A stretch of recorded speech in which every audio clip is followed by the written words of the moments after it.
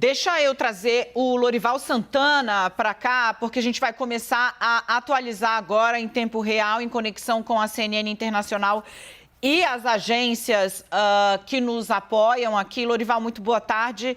Bem-vindo sempre, né, ao CNN 360.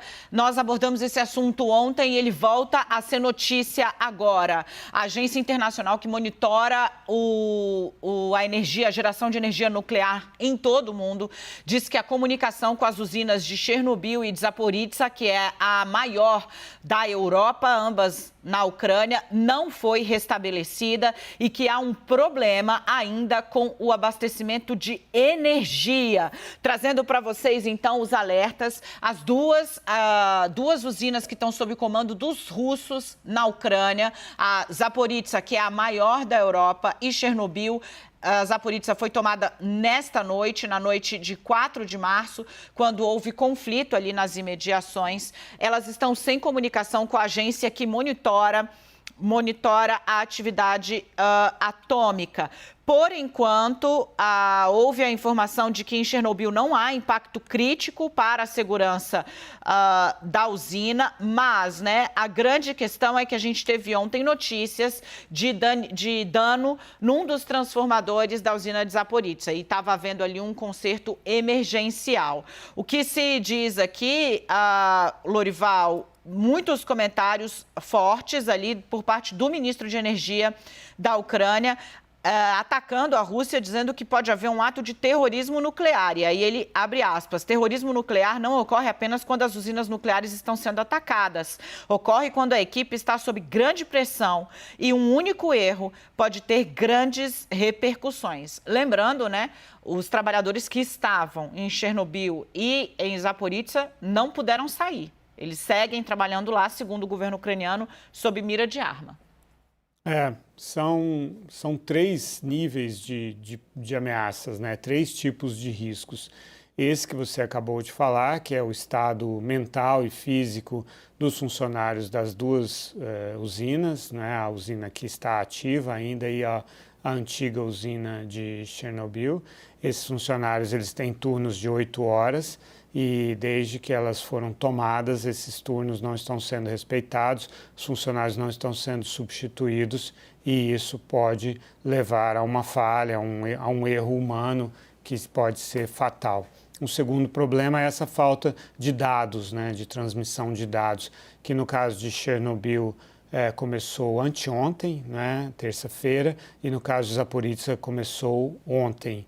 E, em terceiro lugar, essa falta de eletricidade também nas duas instalações, né? E no caso de Zaporizhzhia, como você disse, no reator 6, o transformador está sendo reparado. Esse transformador é o responsável pela energia elétrica que mantém o sistema de refrigeração da usina. É uma usina de reator de água pressurizada, PWR, que precisa desse sistema para manter o equilíbrio térmico da usina. E até agora não há ainda, não houve risco na estrutura de Chernobyl e também na estrutura de Zaporizhzhia durante as tomadas dessas duas usinas, o que é contra a lei. Por sinal, a lei internacional proíbe a tomada de instalações nucleares durante conflitos armados e também não há sinais ainda de radiação acima do normal nesses dois lugares, Daniela.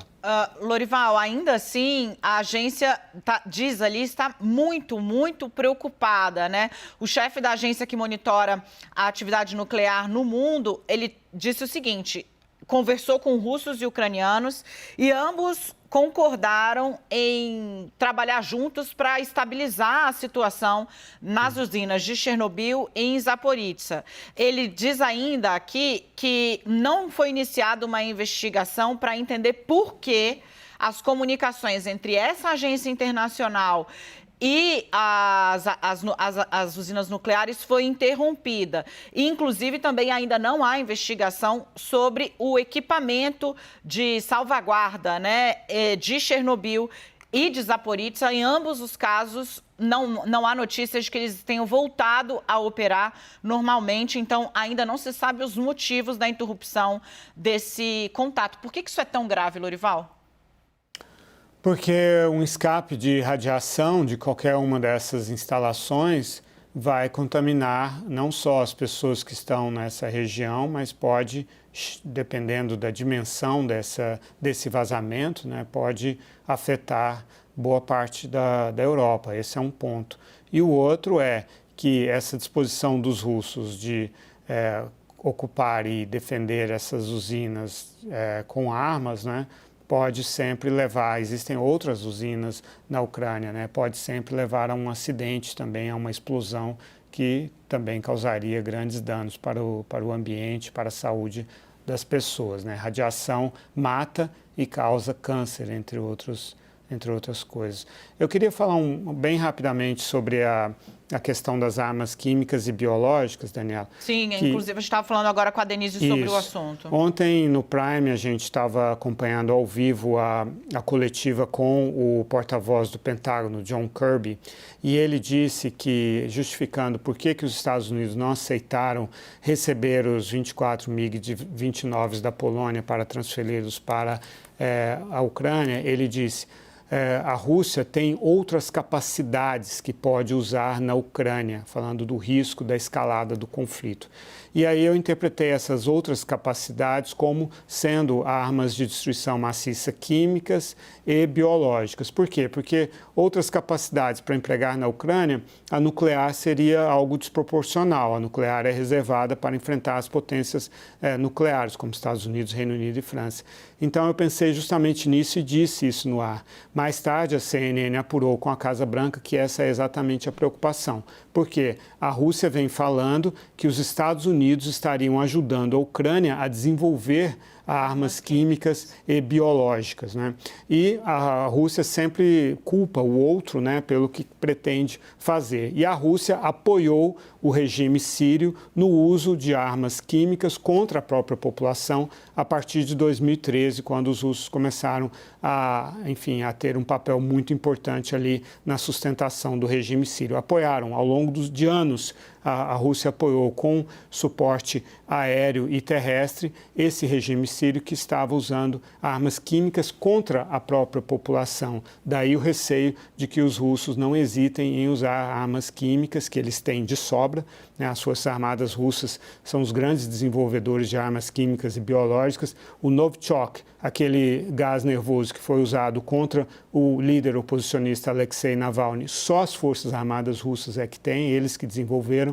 E essa é uma preocupação muito grande, porque armas químicas são algo que causa muito sofrimento. Além de mortes, causam sequelas terríveis no sistema nervoso, nos órgãos internos, na pele de crianças. A gente viu isso na Síria, eu vi isso no Iraque também. O Saddam Hussein usou armas químicas contra os curdos. É algo realmente terrível do ponto de vista humano, Daniela. A crise humanitária, essa cidade que você está vendo aí do lado, essas imagens são do bombardeio a uma maternidade, matou 2 médicos e uma criança em Mariupol. Mariupol que não tem água, não tem comida, não tem energia elétrica, não tem aquecimento, não tem nada. A Cruz Vermelha disse que a situação é desesperadora, terrível e desesperadora. Chegam informações novas para a gente aqui, Lorival Santana. Atenção, a Rússia anunciou a abertura de corredores humanitários diariamente às 10 horas da manhã, mas os corredores humanitários levam apenas à própria Rússia. Então, se os ucranianos quiserem utilizar esses corredores humanitários que a Rússia diz que vai abrir às 10 horas da manhã todos os dias, terão de abraçar o risco de desembarcar na própria Rússia. Foi o que eles fizeram, né, Lorival? Abriram corredores ali para Belarus, para a própria Rússia, o que ninguém está se sentindo confiante, né? O presidente Volodymyr Zelensky disse que era uma proposta imoral. A Rússia agora diz que vai fazer todos os dias.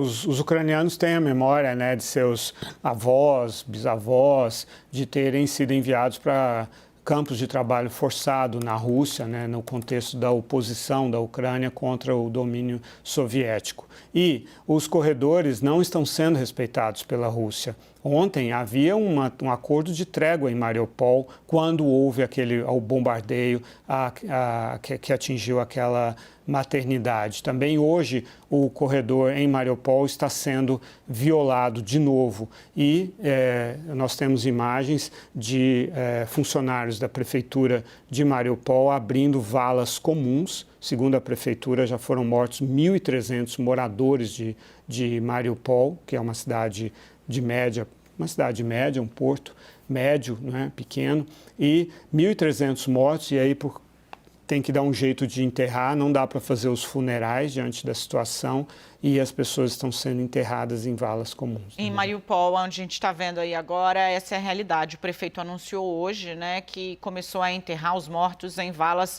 comuns. Ontem ele calculou, como o Lorival falou para vocês, 1.300 mortos já na batalha. A gente traz aqui, Lorival, um registro da ONU. A ONU atualizou hoje o cálculo de civis mortos nessa batalha. 549 civis ucranianos morreram em 15 dias de guerra, é o que diz a ONU. Essa é a estimativa que foi trazida hoje pelo Comitê ali de Direitos Humanos da ONU. Há ali outras 957 pessoas, de novo, segundo a ONU, que foram feridas, mas aqui acrescenta-se, né? A ONU acredita que os números são consideravelmente maiores, particularmente nas áreas que estão sob controle.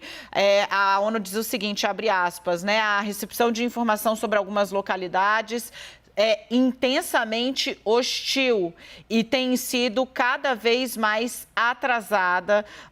Muitos muitos relatórios estão pendentes, não há colaboração. Isso nos preocupa, segue a ONU, por exemplo, em cidades como Volnovakha,